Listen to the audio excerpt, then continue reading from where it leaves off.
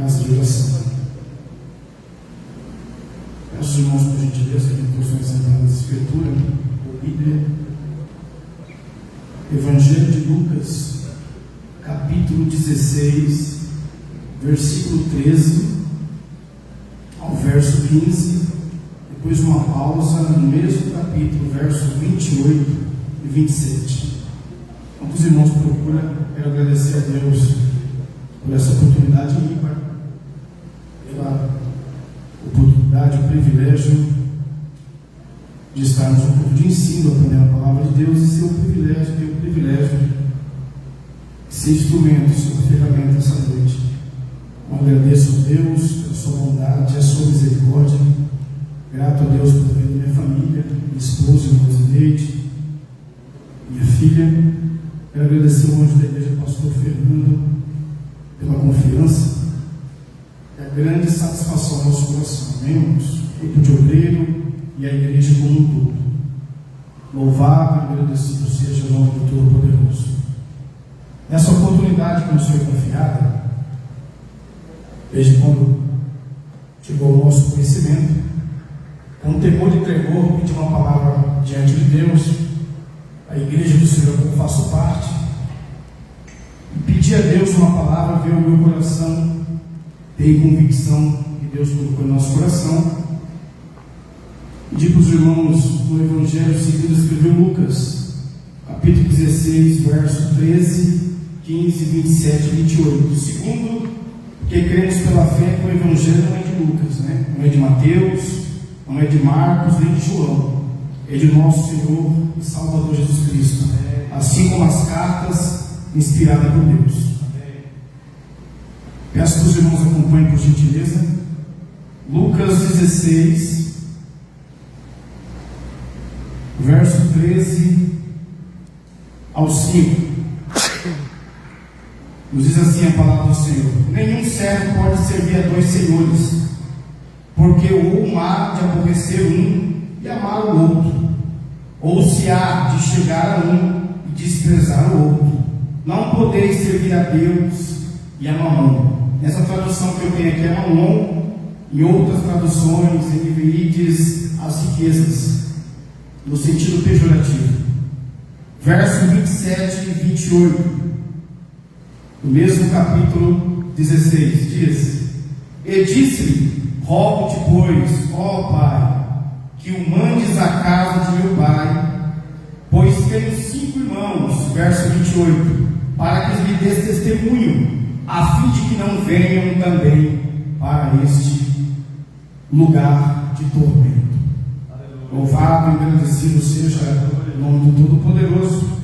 Amados, estamos diante de um texto conhecido da igreja do Senhor, a igreja que ela anda segundo o Espírito, mas ela tem a convicção que é a palavra que lava, a palavra que edifica, a palavra de Deus revelada dentro do seu contexto.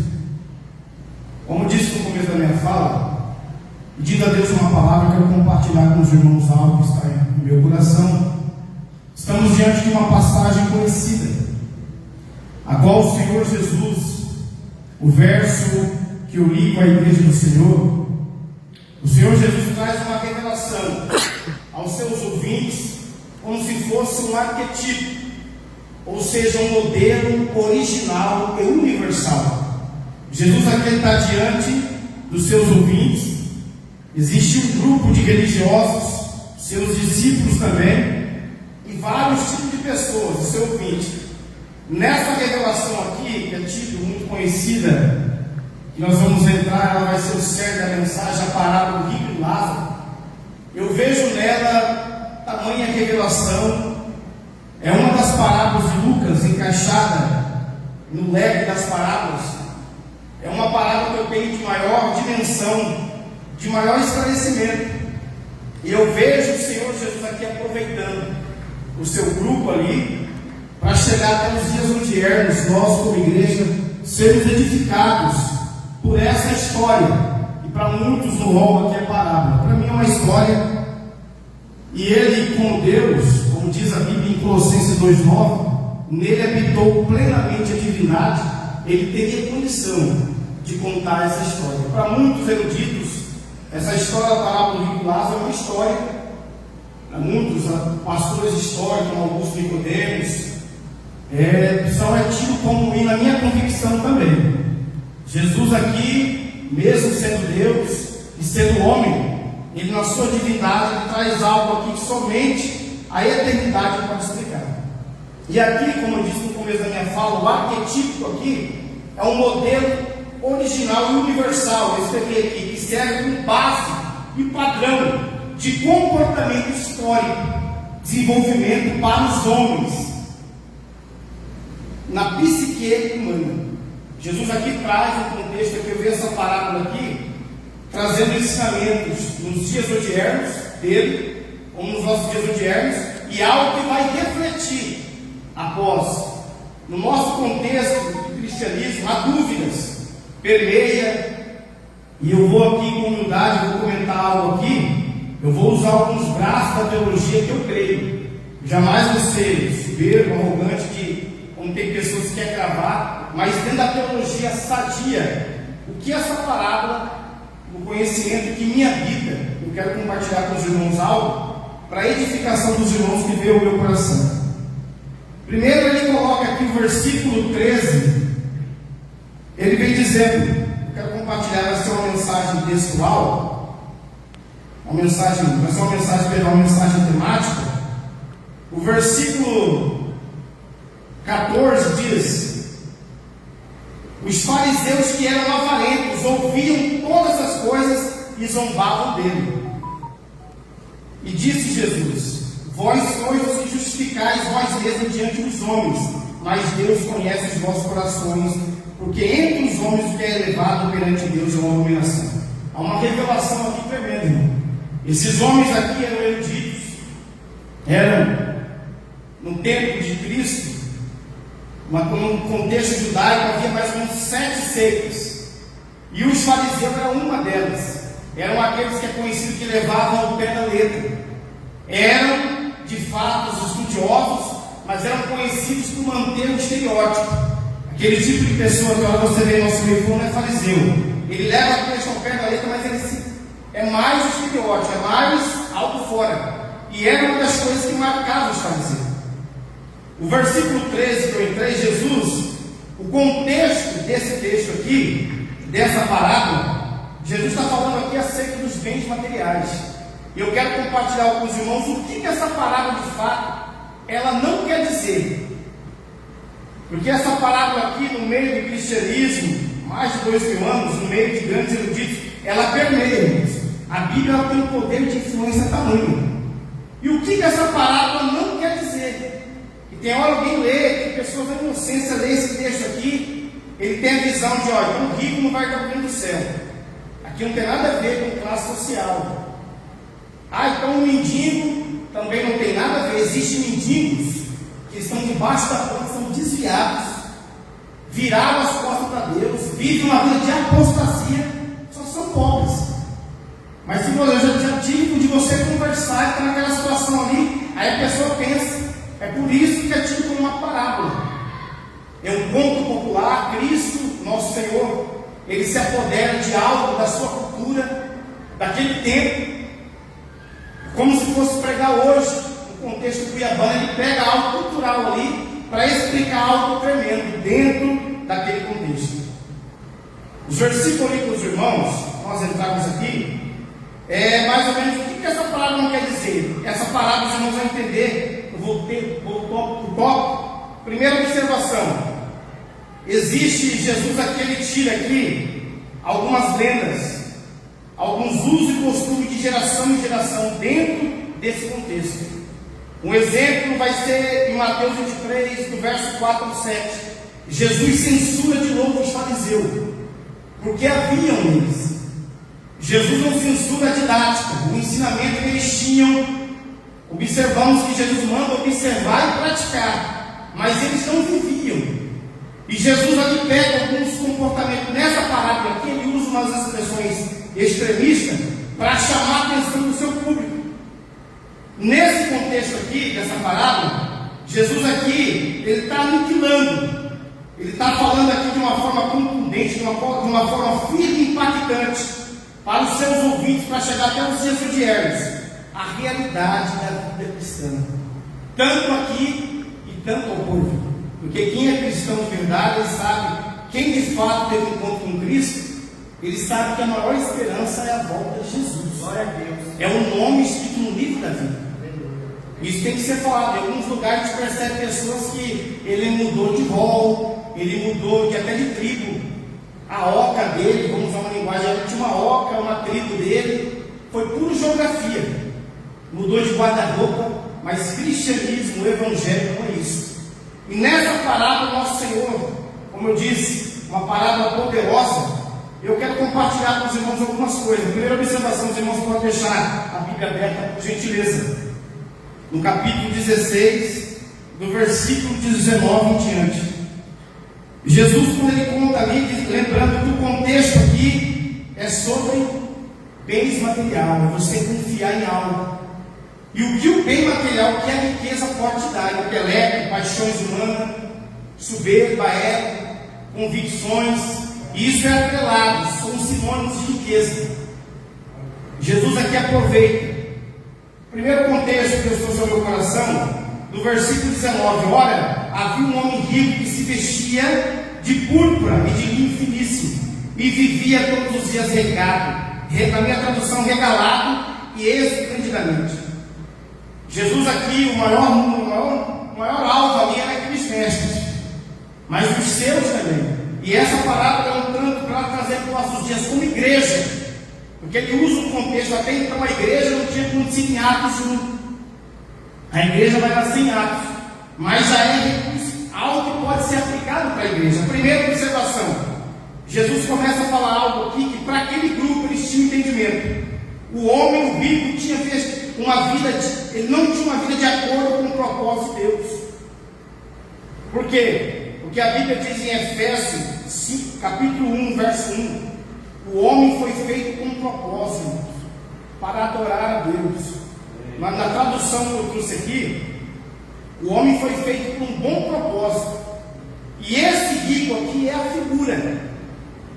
E Cristo aqui ele vai trazer em uma linguagem figurada. Os irmãos têm um discernimento o quanto é profundo. Primeiro, ele se vestia de púrpura e de linho fino. Eu trouxe até mais ou menos assim pela foto. A púrpura é a cor dessa gravata ali, mais ou menos, aqui, para os irmãos terem entendimento. Naquele tempo, a cor púrpura era caríssima, era raríssima. E linho finíssimo, isso é roupa de sacerdote. Isso aqui Cristo não quis nem dar uma puxada nos Herodes, em Pilatos. Era roupa de sacerdote. Quando Jesus conta para aquele grupo, principalmente para aqueles líderes, ele vem trazendo essa parábola. Eu sei que os irmãos de conhecimento já observaram várias vezes. Essa parábola é profunda, ela tem algumas revelações para que nós vamos entender, atentar tanto o nosso viver aqui, no exato momento, nesse espaço-tempo, como refletir a vida eterna. Esse homem vestia no fim de vestimento de púrpura, essa cor aqui, ó. Fui observar Êxodo 28, 3 ao 5, é veste de sacerdote. Seria hoje, tem pessoas, tem hora, se a gente querer vir aplicar com os dias de hoje, não tem nada a ver. A religião ali, a judaica, o sacerdócio ali, só para os irmãos terem conhecimento, ele tinha que ser da linhagem de Arão. E biblicamente, terminou ali, quando termina, ele termina em Cristo, o sacerdócio. É por isso que em Pedro, a carta de 1 Pedro fala, nós somos sacerdócios reais. Eu quero falar para os irmãos, a primeira observação que o rico tinha, ele não tinha uma vida de acordo com o propósito de Deus. Ele não tinha uma vida de acordo com os princípios de Deus. Aqui Jesus está mostrando claramente a observação daquele homem. Para aqueles homens observar, eles tinham, primeiro contexto, quando eu li com a igreja, versículo 13, eles zombavam de Jesus. Por Jesus ter uma vida simples, naquele contexto eles riam de Jesus, como um pobretão, achando que Jesus estava perdendo tempo. E Jesus aproveita e traz essa palavra. Então, a primeira, ele não tinha uma vida de acordo com o propósito de Deus, que ele nos criou com um bom propósito. 1 Coríntios 10, 31, a Bíblia fala: quer comais, quer bebais, fazer tudo para a glória de Deus. No contexto do cristianismo, quem aceitou a Cristo, nós temos que entender isso. Eu quero abrir um parênteses aqui, nessa primeira observação que eu coloquei no primeiro tópico. Eu quero dar um tema, nesse tempo que me resta, eu quero dar um tema. Não deixe ser tarde demais para fazer a sua missão, que não é opcional. Essa palavra veio ao meu coração. Não deixe ser tarde demais para fazer a sua missão, que não é opcional. O que Jesus estava contando através dessa parábola do rico e do Lázaro, através desses dois personagens, é um ilustramento hoje para nós como cristãos. E eu quero compartilhar esse tema. Não deixe ser tarde demais para fazer a missão que não é a sua missão. Nós como igreja, que não é opcional. A palavra missão, a raiz da palavra missão vem de mício. Literalmente é um mício. Nós estamos no tempo de guerra aí, Irã, é um mício, que é algo que foi criado, ele é teleguiado e enviado. Espiritualmente nós somos juízes da parte de Deus.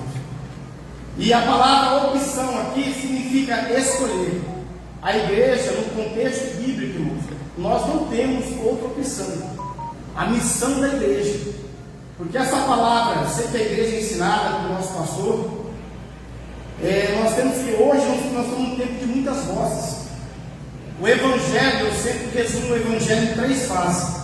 Vinde a mim, todos que estáis cansados, oprimido o homem, oprimido pelo pecado, ele vai até Deus. Segunda observação, toma a sua cruz e siga-me, e depois ide por todo mundo. Essa não é, a igreja não tem outra opção. Porque tem hora que eu meio nosso meio, não, eu fui chamado para adorar por falta de conhecimento. Aí pega o contexto da mulher samaritana, a igreja é embaixadora. Pelo menos no mínimo eu tenho que pregar com a minha vida. Eu tenho que pedir a Deus graça, Senhor, com o meu testemunho. Me dê graça no meu serviço.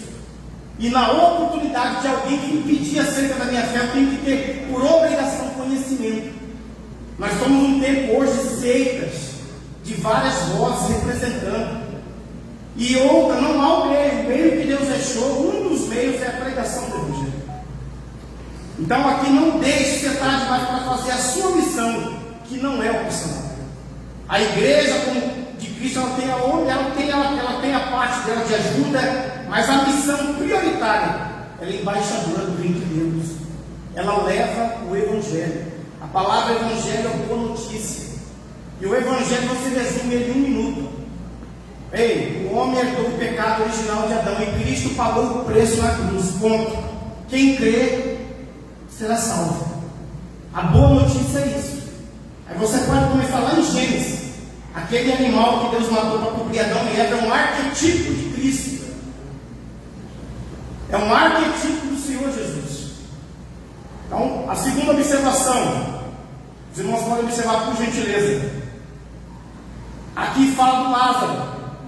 Lázaro tinha nome, mesmo sendo mendigo. O que eu aprendo com essa parábola aqui? No contexto que eu falei para os irmãos, tem coisa que parece para os homens, mas não é para Deus. O versículo que eu li com a igreja aqui, Jesus falou para os fariseus: vocês, fariseu no comportamento, vocês se justificam diante dos homens. E Jesus traz aqui uma orientação tremenda. O que é para os homens elevado? Nós, como igreja, temos que aprender isso, que isso aí permeia nossos cultos, permeia nosso meio, nosso arraial, nossa cultura. O que é elevado para os homens aí fora, para Deus é abominável. Ego, vaidade, quem tem pode, você vale o que você tem, visão do mundo capitalista. São sistemas mudando, que a igreja, ainda que a igreja é formada de várias classes sociais, ela é abençoada, mas em Cristo não há exceção. A observação que eu tenho aqui, os irmãos podem observar por gentileza aí, quando diz, no versículo 20, havia também um certo mendigo. O mendigo aqui, como eu falei no começo da minha fala, ele tinha nome. Lázaro aqui, ele tem um nome. O que eu aprendo diante do reino de Deus? Esse homem tinha nome. E tem de pessoas que diante de Deus, ele não tem nome. Lázaro tinha um nome, ainda que mendigo. A palavra mendigo aqui, no contexto aqui, a raiz da palavra mendigo vem de menos, defeito físico, a raiz dela. Alma, defeito físico. Ou seja, a linguagem mendigo, provavelmente no tempo tempo antigo, quem recebeu o nome de mendigo é que ele não conseguia trabalhar, ele tinha que virar um pedinte. Mas nessa parábola aqui é pessoas desprovidas de bem material, pessoas que não têm o coração, uma riqueza, é a figura da igreja. Se você perceber a igreja de Jesus, ela é como se fosse nômade. Eu vejo o pastor Fernando comentar aqui de missões. A figura de Lázaro, que ainda que os homens ferem, mendigo aqui você pode trazer, é uma visão do Oriente Médio. Eu vou até entrar aqui, há uma visão do Oriente e do Ocidente, o mundo se divide. Mas aqui é mendigo, ambas partes são mendigos. Mas o que eu aprendo com o mendigo? O mendigo ele não pode ter uma comida predileta. O mendigo não pode falar, ó, eu me visto com tal roupa, se eu for para tal país, eu não tenho como ir. Ah, eu como em tal lugar, pão de tal lugar. O mendigo não se alimenta hoje de uma vaca atolada, que seria uma carne de mandioca, nós cuiabano. Amanhã de uma buchada de bode, o nordestino. Amanhã ele come ali um bucho, que seria uma dobradinha em outro lugar. Ele não tem opção, é a mesma figura da igreja como um nômade. A igreja, ela, a partir que ele aceitou a Cristo, o homem e a mulher aceitou a Cristo, ele sabe que ele é peregrino, ele é forasteiro. João 3,8, vento sopra onde quer, assim é todo aquele que é nascido pelo Espírito. Deus pode levar, Deus pode vir falar com ele, e ele não tem. Essa é a figura. O que a parábola quer dizer? Aqui não quer dizer improvisão, que você trabalhou. Se eu sempre aprendi uma coisa na minha caminhada, com o mestre, né? O dinheiro é um bom servo, mas ele é um mau senhor. Se ele for um bom servo, se você manter ele como um servo, Deus pode te prosperar segundo a riqueza, é um dom de Deus. Mas ele é um mau senhor. E como ele diz para o Senhor? Quando ele administra as minhas amizades, quando eu valorizo as pessoas pelo que ela tem. E isso acontece, não são paixões, são sentimentos humanos. E isso que a parábola quer dizer. O que Jesus quer dizer é isso. É por isso que eu li o versículo 13 com os irmãos: não podeis amar a Deus e as riquezas. Então o que eu aprendo? Lázaro tinha um nome. Ainda que mais diante de Deus ele tinha um nome. E esse rico não tinha um nome. Outra observação dentro do contexto. A Bíblia fala que por mais que ele sofria, cães vinham lamber seus feridos. Aí é a figura do Oriente e do Ocidente. Há um contexto, cães no Oriente, no tempo de Cristo, são pessoas falsas que não valorizam de fato o que é original, o que é bom diante de Deus. Aí depois você aponta para falsos líderes, apontamento para nações que tinham sinais da parte de Deus e não queriam temer o Deus de Israel. A cultura judaica chamava de cães. É isso. Lá no Oriente é isso. Então o que eu aprendo? Quando, no contexto de Cristo lá, quando os cães vinham lamber as feridas de Lázaro, Lázaro é a figura da igreja. Não existe um cristão verdadeiro, irmão, que ele não tem. É impossível. É impossível um cristão verdadeiro ter o primeiro contexto que eu falei aqui do rico. Ele tinha uma vida regalada, uma vida luxuosa. É impossível. 2 Timóteo 3,12 fala: aqueles que querem ter uma vida sinceramente piedosa, de verdade em Cristo, padecerão perseguições. Então esse rico aqui é um contraste com o evangelho genuíno, de quem é cristão de verdade. Sabe aquele 007 da empresa? Você vai conversar com ele: não, minha vida não é, rapaz, eu tenho 42 anos, eu procuro formação, educação, eu não tenho sangue de masoquista. Eu não pode ser odiado, ser pisado, mas eu tenho convicção que por causa do evangelho genuíno, vai ter a situação que o evangelho fala: não lancei as vossas camas aos porcos. O que Jesus quis dizer? São os cães. O pregador você não colocou. É você ser verdadeiro, vai ter pessoas que vai até te estranhar. Tá lá. Vai querer ir para frente, vai querer ir para cima de você. Cães aqui são pessoas, você está cheio de Deus. Eu já passei por isso, irmão, com família, parente. Você está cheio de Deus, a pessoa. E na hora você sente se ficar no texto, errar para não conhecer esse livro. Eu falei: pode calmar aí, ó. Não lança o que é santo, o que é separado a cães, zombando. Esses crentes que é dar uma de melhor nos outros. Acha que é o quê? Quantas pessoas hoje não pregam o evangelho genuíno? Quantas pessoas hoje, por causa dessa visão do rico? Então Lázaro aqui é essa figura. Os cães aqui, lá no Oriente Médio, infelizmente são esse tipo de pessoas é estica, vamos usar uma linguagem militar, estica, é extensão de pessoas do mal, do evangelho do mal, que você vai ver cães que vão te lamber. Ei, calma, é assim mesmo, continua na campanha aí, mas não muda, não cura ninguém, vão ficar te lambendo. E se vocês conhecem, estão uma mordida, o Paulo falou, eles provocam uma mordida na alma. Para os irmãos terem entendimento do que significa no Oriente os cães. Jesus estava falando de uma forma bem contundente. Ele usou o perfil da parábola aqui para estremecer, para chamar a atenção. Já aqui no Ocidente, aí o equilíbrio, né? Os irmãos têm conhecimento que o mundo se divide em Oriente e Ocidente. O Oriente é a parte da arte, onde você, ainda que são pecadores, vindo de Adão, mas há virtudes, onde você vê os samurais, onde você vê aqui, você observa. Eu tenho um conhecido que no Japão, quando estourava alguma coisa, conversando com ele, são dois cunhados que moraram lá, mexendo com moto, e um político lá tinha até suicídio. Olha aqui no Brasil, mas lá na parte da família, quando estava metendo a mão, era tamanha vergonha para a família que tinha suicídio. São coisas do Oriente, são pecadores, vieram de Adão, mas o mundo se divide, o mundo oriental e o mundo ocidental. Aqui no Ocidente, os cães aqui, eles têm a figura, vamos colocar assim, a figura daqueles que não têm por obrigação nenhuma.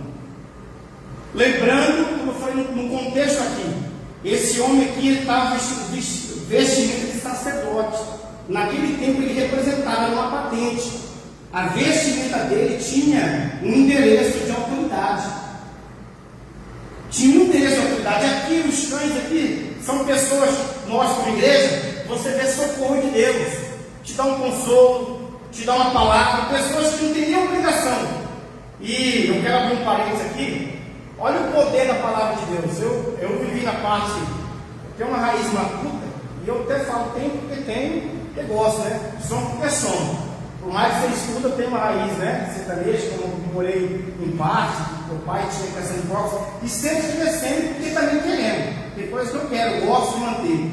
Você sabia que eu falo mais do interior? A Bíblia tem um poder tamanho. Quantas pessoas ouviram quando era pequeno, deixa o cachorro na cabeça machucado? Isso é influência, irmão, de alguém, que eu disse no começo da minha fala, o que essa parábola não quer dizer. Quantas pessoas, deixa o cachorro lamber aí, ó. O cachorro lamber a ferida. Ainda que o cachorro há um certo nível de bactéria na boca dele, né? Mas nunca, jamais você pode deixar o cachorro. Tem pessoas que pensam, nós vamos deixar lamber. E se ele lamber e começar a sentir o gosto de sangue, ele pode dar uma mordida. Mas eu lembro que isso aí invadiu em muitos lugares. Olha, deixa o cachorro lamber. É porque alguém leu as escrituras e não entendeu. Texto sem contexto, eu tenho uma frase que eu aprendi na minha caminhada. Texto sem contexto é pretexto para cabresto. Então, o que essa palavra não quer dizer é isso. Então, tem informações que eu tenho certeza, não, deixa o cachorro lamber, mas não, isso é até bíblico. É pessoas que leram de uma forma errada. É mais ou menos a historinha da manga, né? O que essa palavra quer dizer, a história da manga, chupa manga com leite. Nunca matou hoje nem sorvete de manga. Mas rasgou séculos, rasgou os 5 continentes aí. E o que foi isso? Foi um esmalte, uma manga, para quem não sabe, é uma fruta asiática. Ela não é hoje como o cuiabano vê. O cuiabano chama até de baguncinha, né? A manga não era assim quando ela chegou na colônia, Brasil colônia. Então, quando veio, era raro. E automaticamente nas senzalas, nas fazendas, rodo, leite, você puxa de rodo. Então, o que criaram? Para ninguém esconder a manga que podia cair, com certeza eu tenho convicção pela maldade, como alguém foi envenenado. E quando chegou o médico lá, falou: ele chupou, viu, tomou leite com ele, chupou manga. Isso foi criado para afastar os escravos que trabalhavam. Então, essas são coisinhas que isso rasgou hoje no sorvete de manga.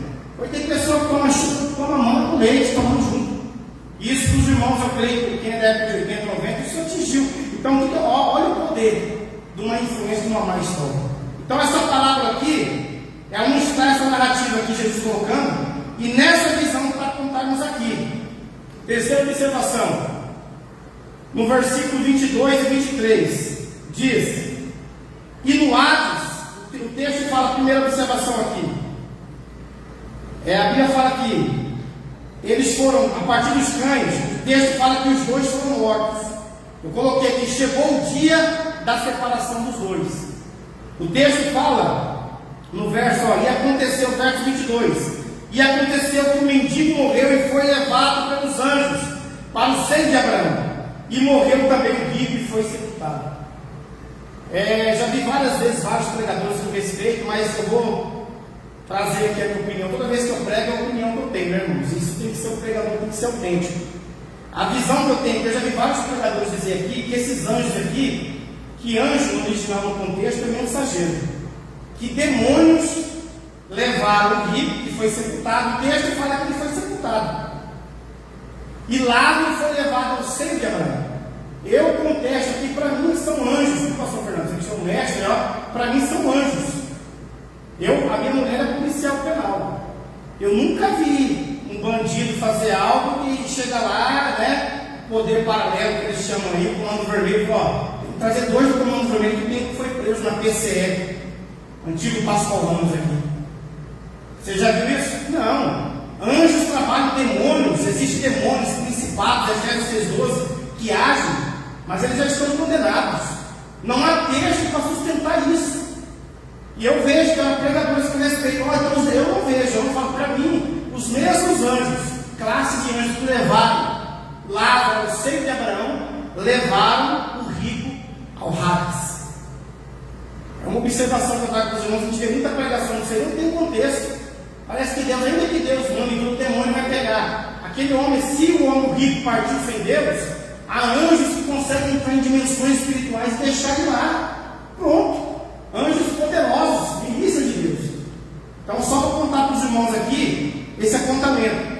Outra coisa, os dois foram separados. Malaquias 3,18, a Bíblia fala: outra vez terá diferença entre o justo e o ímpio, entre o que serve a Deus e o que serve a Deus.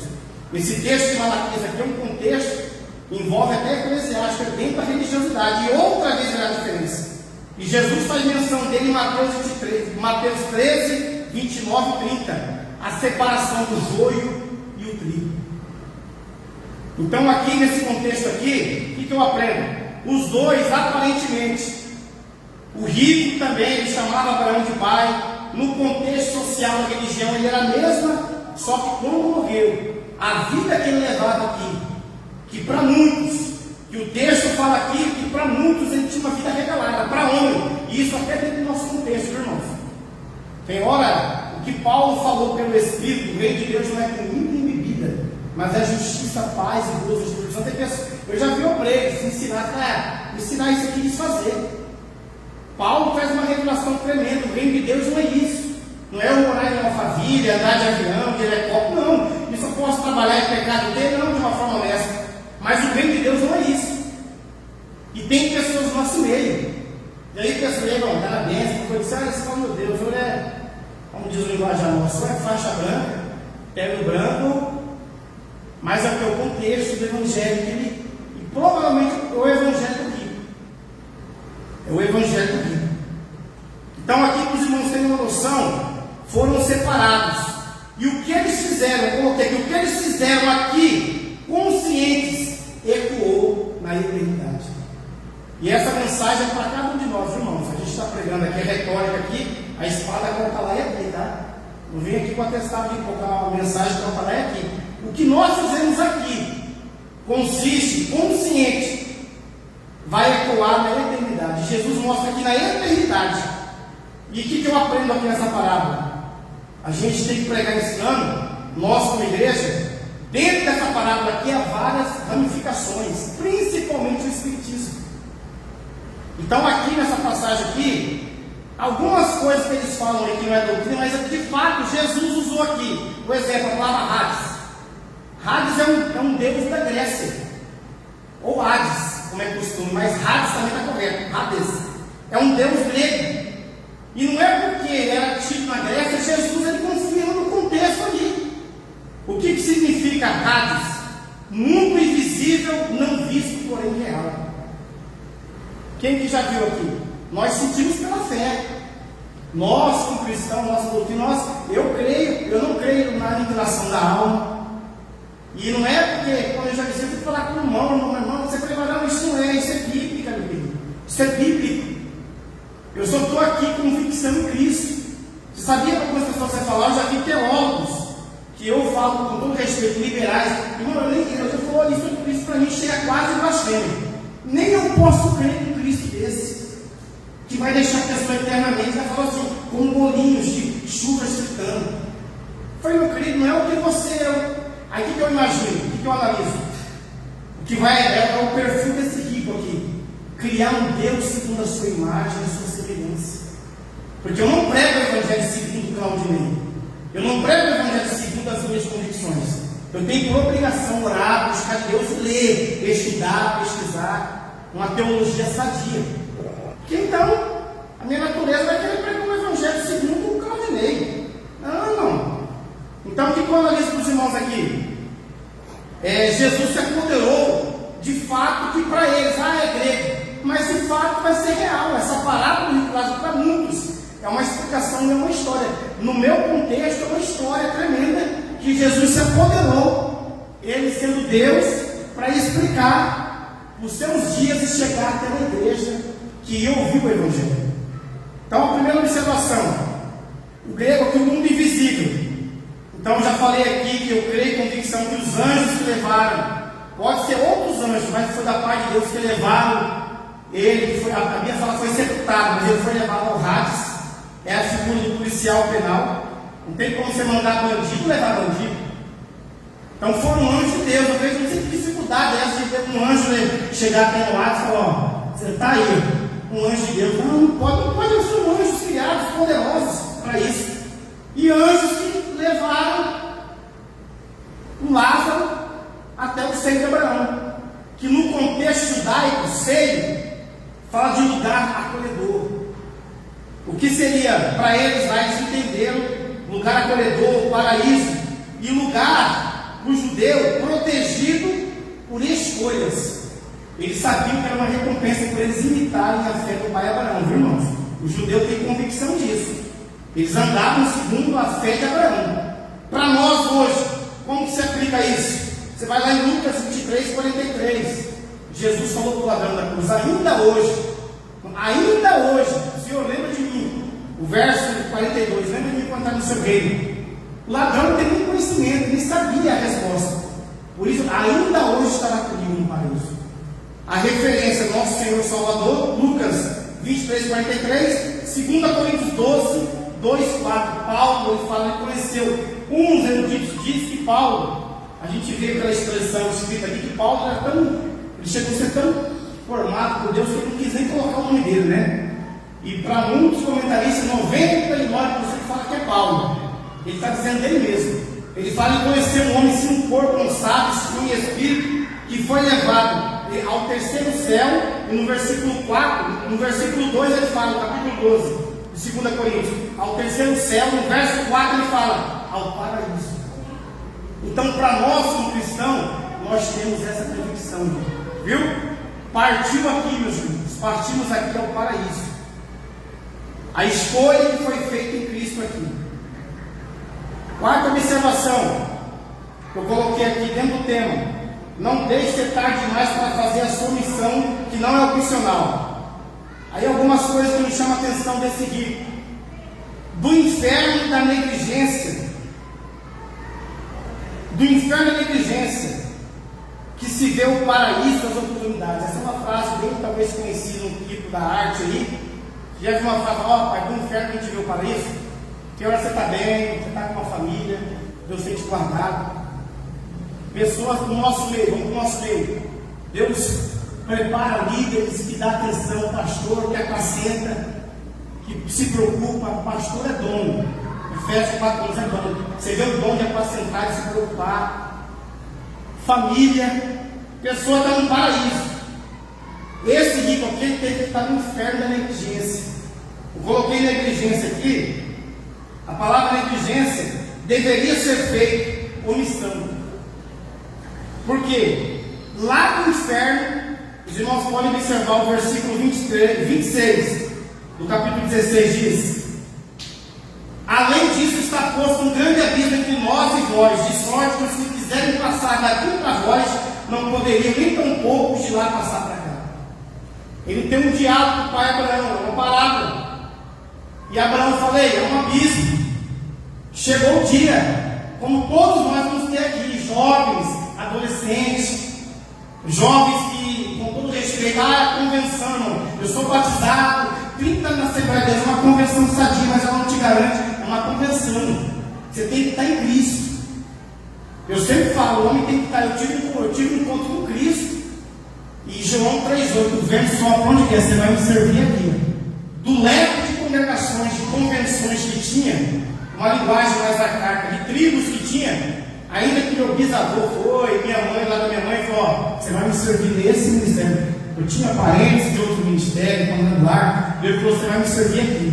Patrão tentou me levar para outros ministérios, Deus falou, você vai me servir aqui. Já é uma figura da obediência. O problema naquele dia não vai ser a placa. Ele viu pastor Fernando, eu tenho comigo, eu não mando meu nariz não. Eu desde quando eu aceitei aqui, nem de uma congregação para outra eu saí sem direção. Eu já vi cliente, não, quem manda meu nariz eu falei, beleza, eu não consigo ver isso. Eu consigo orar, geograficamente sim, mas Deus vai me levar, quando eu vou falar com minha esposa, eu vou orar dentro da Assembleia de Deus. Eu nunca mudei nem de um bairro para o outro. Eu já cheguei, rapaz, você está em comunhão com a igreja, falei, irmãos, é um particular seu, eu não penso assim, João 3,8, vento só para onde quer. Eu já congreguei em lugar que eu tive que aguentar, falar só no meu tempo. Vai passar o que vai ficar só no meu tempo, e aí? É a figura que essa palavra quer dizer também. Você acha que não veio no meu coração permear, querer ser a figura do rico? A vida regalada, não vou passar por isso não. Não tem que passar por isso não. Sou dono do meu nariz. Aí cada um dos textinhos diz, até conhece a Bíblia, mas ele pode conhecer o texto bíblico. Mas se Deus me colocou no lugar, essa é a figura que essa parábola quer dizer. E ele quis, por negligência, ele viu o paraíso. Ele estava lá no inferno, uma frase conhecida. Lá no inferno ele viu o paraíso que ele estava. Eu coloquei aqui rapidinho, só para conhecer meus irmãos, notinha de rodapé. Jonathan Edwards, ele diz uma coisa que é interessante, um grande teólogo americano. Ele diz: a terra é o único inferno que os cristãos experimentarão, mediante a tribulação, as perseguições, e é o único céu que os que não são cristãos, como esse rico, que são desobedientes, experimentarão. Eu acho essa frase linda, pastor. Tem hora a gente passa, o inferno é hora do estado de espírito. É uma tribulação que você passa e nós podemos passar. Paulo, na segunda carta aos Coríntios, capítulo 1, ele fala, irmãos, ele escreve lá que ele desistiu da vida. Ele desistiu da vida ao ponto de ele achar, ele falou, mas para que nós não confiarmos em nós mesmos. Para quem acha que o cristão não passa por isso, eu fico olhando assim, então, pode aguardar aí, Zé. Vai começar, vai chegar o seu tempo. Eu já passei por coisas que aí que entra a fé inabalável. A fé que me move, passar por... Não é essa fé de super-herói. Não é essa fé que é um contratempo com a palavra de Deus. Eu fui chamado para ser um herói da fé, não um super-herói segundo a imaginação dos homens. Então, nesse contexto aqui, ele observa, e Jonathan, eu guardei essa aqui, né? Jonathan Edwards, a terra é o único inferno que os cristãos experimentarão. Você que está passando por luta aí, quer aplicar com angústia, respostas, que ora a família, parentes, filhos. Tem irmãs que ora a Deus, você não tem culpa. Ah, meu filho, Romanos 14, 12, cada um de nós vai conta de ser Deus. O pai, ele pode implicar muito. Eu vejo que tem hora alguns filhos falam, pai, se você soubesse lá que eu vim, eu amo. Se você veio conversar com meu pai, eu pareço mais pai. Minha mãe já falou isso num contexto, para os irmãos entenderem, espiritual, eu pareço mais pai que meu pai. E nem por isso. É uma escolha, irmão. Eu entendi que eu vim e eu herdei o pecado original de Adão. Ah, não veio de um lar cristão. Quem tem o privilégio de ter um pai crente? Como eu vi o nosso amado pregar aqui, todos os 12 anos aceitou Jesus, é privilégio. Você tem um pai, você tem um referencial. Mas que Deus, como que fica? Eu vejo que tem alguns já falando um tempo hoje aí, que parece que a salvação depende de homens. E a ação do Espírito Santo? Quem convence do pecado? Ah, minha família, irmão, minha família, mas eu tenho Deus. Deus que criou todas as coisas. Então, para os irmãos terem um entendimento, é a única coisa que você passa, a gente passa a hora, tem coisa que não sai como você quer. Lembra que Jesus falou no começo da fala aqui? O que para os homens é elevado, para Deus, Deus está passando por uma prova igual Jó, e para homens religiosos, homens que têm hora com todo respeito à emoção, e tem hora parece um pires, tão raso. Pai, que prova, nunca passa isso. Mas diante de Deus, irmão, só Deus sabe que você está passando, você está crescendo, você está sendo moldado, você está crescendo para um bom bambu japonês, você está crescendo para baixo, lá para quara, como diz o governo, cresce para baixo. João Batista, quando Jesus falou aquele caniço, que é uma taquara, que é um bambu, ele cresce o mesmo tempo para baixo, para depois dar o primeiro broto. Quando vir uns ventos, ele abaixa. Isso é crente raiz. Então, para que nós venhamos ter um entendimento, finalizar minha fala. Então, tem hora que você está passando por isso. Essa frase de Jonathan Edwards significa isso. Essa frase significa isso. Então, nós passamos por alguma coisa aqui, mas é o que você vai passar aqui. A Bíblia fala, toda lágrima. Eu creio que lá em Apocalipse, isso é para a igreja, vai se enxugar com nós todos toda lágrima. E para quem pensa, eu tenho um pensamento, quando eu com esse vídeo, eu respeito, Chaplin um grande, sempre comentei aqui, um grande teólogo, e tem até um teólogo, um braço de teologia que tem que ser respeitado. Uns, que é a visão dele, uns creem que não tem como, por que tem essa visão no céu sendo dado? Porque a pessoa não entende que como eu vou estar no céu e um filho meu não estando lá, eu vou ser feliz. Irmão, lembra que a Bíblia nós vamos ter um corpo glorificado. Quando fala corpo, mente, um cérebro, você vai ser semelhante. Não tem como eu olhar para um parente meu que não quis Cristo, que está lá em João 1. A luz, qual que é a condenação? A luz gerou o mundo e amaram mais os trevos e eu cheguei a Satanás. Não vai estar dele. Não tem nível, nem eu tenho duas filhas, nem minhas filhas. Só se eu tenho que desaprender tudo que eu aprendi com Deus. Pelo Espírito, não tem como, no céu não vai ter isso. E quando fala as coisas velhas se passaram, tudo se fez novo lá, não, a gente entende, alguns teólogos, grande instrumento, parte da sua memória vai ser removida. Eu vou conhecer o pastor Fernando, lá no céu, mas coisa que um parente meu, cadê titia? Cadê fulano que eu preguei? Não vai ter extinção, não, irmãos. Não vai ter isso. Filho que você orou, tem uma batalha aqui, ora por ele aqui, fale, tenha oportunidade de falar. Para finalizar minha fala, então, é do inferno da negligência. Não deixa eu e você, agora aplicando o nosso dia, não deixa acontecer algo na minha vida, na sua vida, para você entender, Deus te tocou, faz isso. Porque a missão, repito, não deixe ser tarde para fazer a missão sua, que não é opcional, a missão sua, é onde Deus te colocar você a falar das boas novas. Então, esse rico aqui, lá da negligência do inferno. Para finalizar, ele reconheceu, o que eu acho interessante, ele reconheceu Lázaro, que possuía a água da vida. Os irmãos podem perceber que, finalizar minha fala, o versículo 24 diz, e disse que estavam com ele. Versículo 24 diz, e clamando disse, Pai Abraão, tem misericórdia de mim, manda a Lázaro que molhe na água a ponta do seu dedo e me refresca a língua, porque estou atormentado nessa chama. Verso 27. E disse, rogo-te, pois, que o Pai te mandes a casa de meu pai. Para finalizar minha fala, sabe o que eu aprendo com rico aqui? Rico aqui é estado de espírito. Eu tenho essa palavra para mim. Estado de espírito. O homem é tricotomia, corpo, alma e espírito. No contexto aqui, eu vou colocar espírito no contexto de alma. É altivez. Rico, ele vai até no inferno e quer mandar. Entendeu? Até lá. Pai Abraão, ele entendeu que o pai Abraão, ele não tem como falar. Por que ele não falou com Abraão?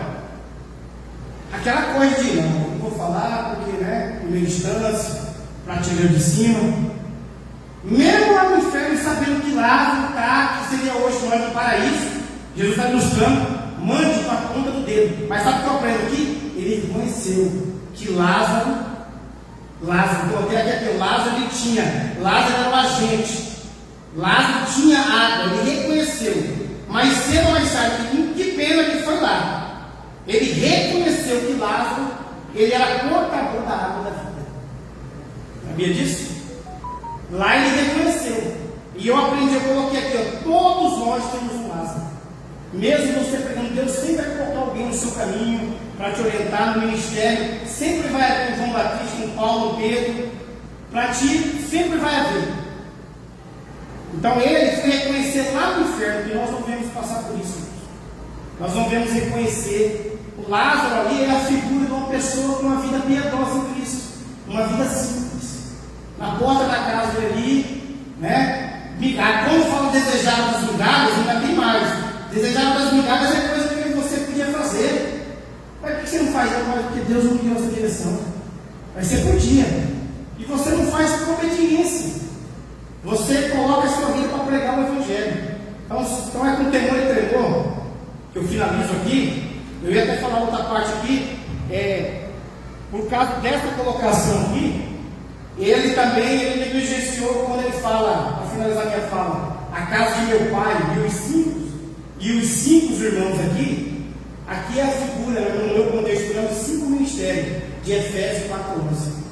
Quando você não obedece, você não faz a missão que deve você fazer, isso aqui é a figura dos 5 ministérios: pastor, evangelista, mestre e profeta. Deus, e essa profecia está lá em Salmo 68, versículo 18. Quando ele levou cativo o cativeiro, ele deu dons. Dons é presente aos homens e até aos rebeldes. Então são 5 ministérios. Ele, por ele não obedecer, esses 5 ministérios, a gente vê em alguns lugares, quando a pessoa desobedece, esses 5 ministérios tem que estar na igreja: o ministério de pastor, evangelista, mestre, profeta e apóstolo. E também a outra visão representa os 5 continentes, né? Oceania, Ásia, África, o Antártica, os 5 continentes, simbolizam o que é o mundo. Quando eu e você não faz o que deve fazer, vai ser algo grave. Então eu tenho essa palavra para a igreja com temor e tremor: não deixe ser tarde demais. Essa aqui, lá, Jesus quis ilustrar o que é o significado. Ainda que para esse rico acabou, isso aqui aponta para a igreja. Nós temos condição. O que Deus tem colocado no seu coração, faça, dedica, estuda. Procure examinar, estudar uma teologia sadia, para que pregue dentro e fora de tempo. Cada tempo não vai dar. Tinha algumas coisas para esse lado aqui, então resumindo o rico. Então para que nós não criamos, como eu falei no começo da minha fala, nós não viemos criar um Deus segundo a nossa imagem. Você vem entender pelas Escrituras, na simplicidade do Evangelho, orar, buscar em Deus e fazer o que Deus te confiou, a missão que você foi chamado. Para cada um de nós, porque vai ser cobrado, irmãos. E essa palavra quer ilustrar isso. Ela quer ilustrar o que você faz aqui vai ecoar na eternidade. Assim vai ter uma direção para quem direito. Graças a Deus pela oportunidade.